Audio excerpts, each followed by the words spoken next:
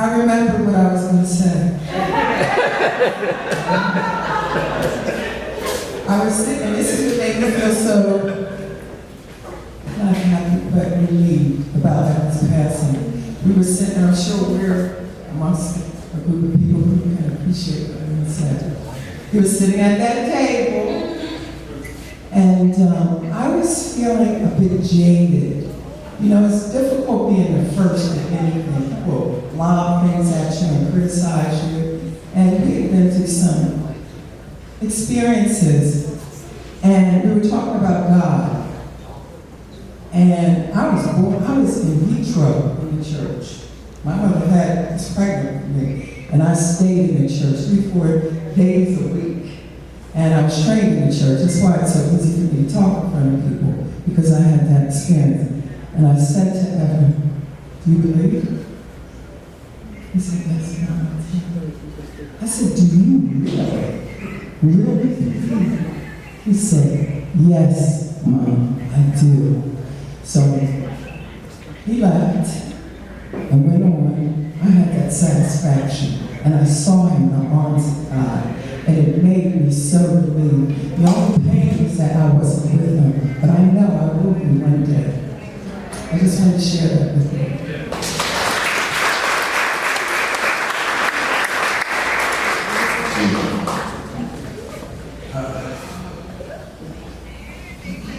Like Keon was saying, that class was special.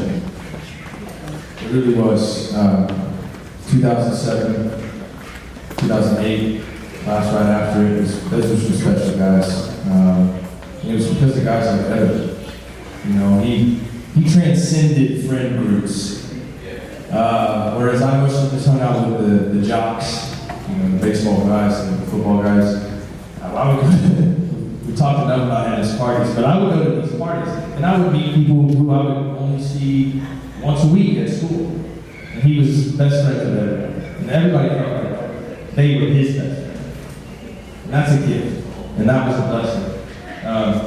So right now, it's been a beautiful evening. Can we just give it up for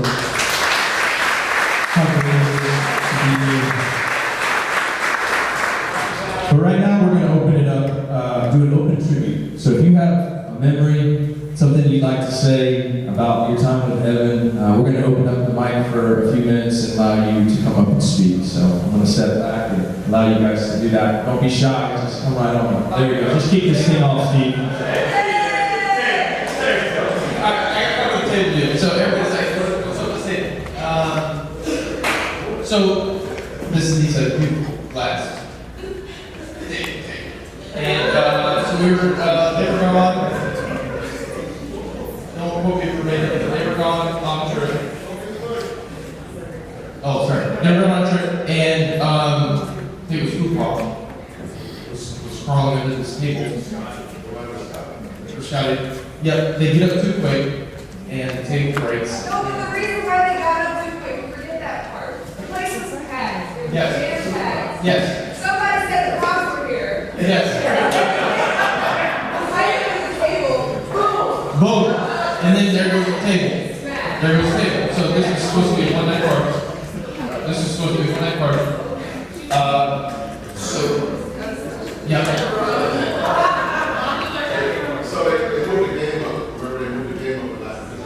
Come up here. Come on. Let's get it right now. Let's get it right. Get it right. Alright, so the high school game is typically on Friday. Got moved up to a Thursday because I think it was a hurricane. So after the game, we played a tennis. We came back and everyone went to the other side. And Monica was there, so Monica, Monica gave us permission. Monica gave us permission. So when the table broke, everyone just kind of like, went to sky like roaches. Everyone left, right? Nobody did. No, right. So now we had to come up with an extravagant plan on how we were going to get the table fixed. So all of us put our heads together and came up with a phenomenal plan. Now another party. This time we were going to charge for the party. And I think the party The second one was maybe more packed than the first one, and we decided to put Wilkes and Chris Rainey at the door and charge them money, which is probably not a good idea, but we still swung. So we ended up at the table, so I'm charging, like, hey, you can't get in, and then we gotta pay, boom, boom, and then we get low on beer, so that was perfect, I'm like, man, we got so much beer left, $10 of beer, like, we gotta pay for this table, so we're charging, obscene amount of, sorry, Jared.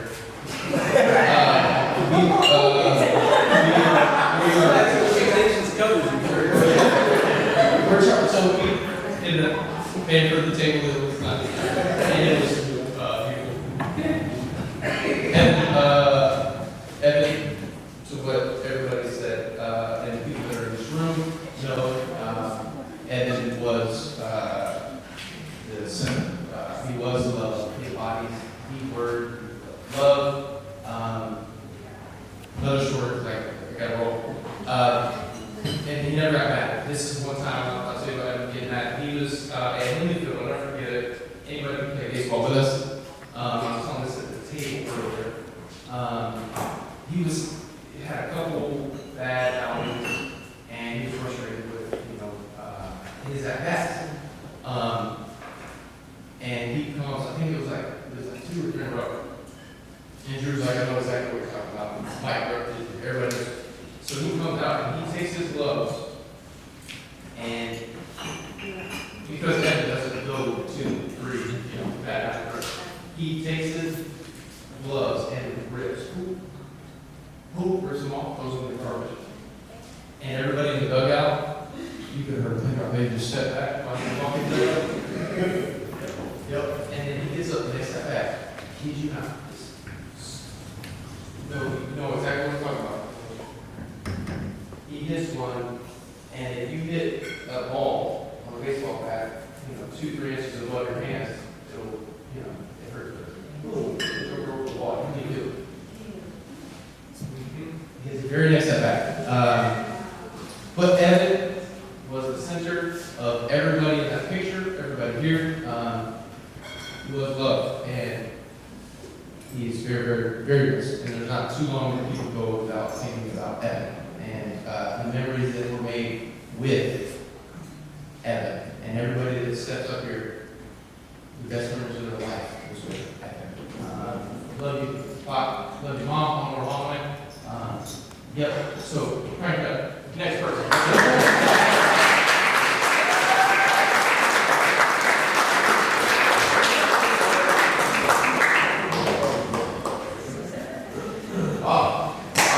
Monica's up here, so won't get rid of all this was up here. But Monica used to actually come north side. Monica was like our taxi, like our ride, right? She had a license, so she would come and take us to family fun centers. She would take us to Belfry. Monica used to take us to Belfry, so it was a lot of fun times. We cut up the grass a lot in the backyard. We were riding lawnmower, like it was a go-kart or something. And we just tear it all up. But just had a lot of fun times with Evan. Remember one night sale, we were at Taco Bell. The cops came. We were all playing music. We had a blast, and then the cops come, and then everyone runs to their car. And just leave the scene. Now, everyone has, by the way, at this time, everyone has been driving for approximately maybe a year. And we're making memories, so. Yes, I got the thing. So, just it's a blessing to obviously know the Chambers family, to be involved in something like this. Everyone in here is working for guys. And like Rob said, it's not a day where we don't pick 11. And obviously when we pick 11, we pick you guys. So we appreciate it.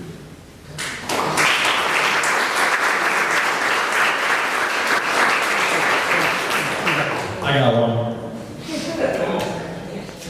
So we've all heard about the parties, right? But the thing that went down at Chambers House more frequently that they probably don't know about is all the times we used to sneak out and go ding-dong ditching. All the houses in the neighborhood, all throughout on Cleveland Heights. And I'm talking about for hours.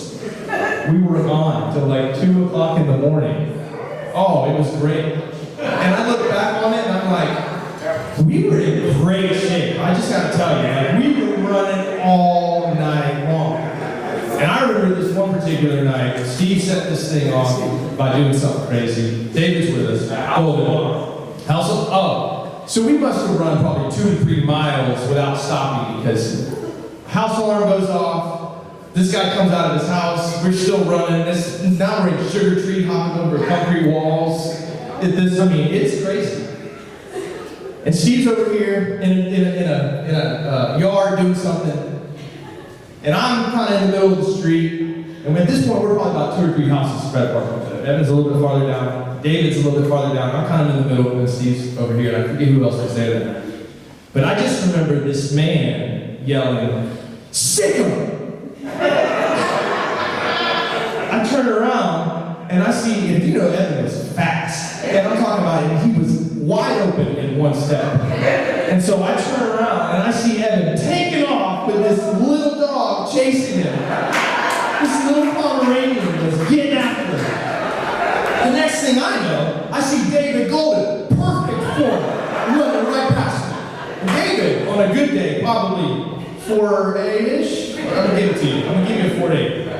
Smoked me that night. I was 4'4". I was laughing so hard. It was one of the greatest nights of my life.